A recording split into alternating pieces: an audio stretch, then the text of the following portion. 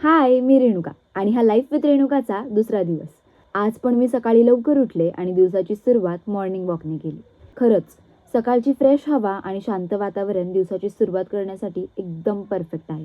आज संडे असल्यामुळे मी ठरवलं होतं की दिवस थोडा स्लो आणि रिलॅक्स ठेवायचा.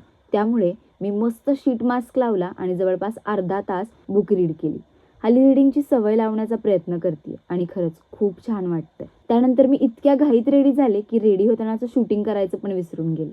कारण आज एका रेस्टॉरंटचं प्रमोशनल शूट होतं आणि त्यासाठी मी मम्मीला घेऊन चालले होते. आणि हो, तिच्यासाठी हा असा एक्सपिरियन्स फर्स्ट टाईम होता.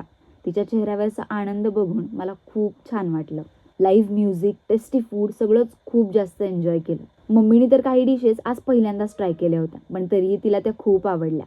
रेस्टॉरंटमधून बाहेर पडताना माझं पोट अक्षरशः फुल झालं होतं. त्यानंतर आम्ही घरी आलो. थोड्या वेळाने अचानक माझं डोकं खूप दुखायला लागलं. त्यामुळे मी मस्त थोडा वेळ नॅप घ्यायचं ठरवलं आणि जेव्हा उठले तेव्हा मम्मीने मस्त गरमागरम डोसा बनवला होता. मग डोसा खाल्ला आणि माझ्या टेडूला घेतलं आणि पुन्हा झोपून गेले.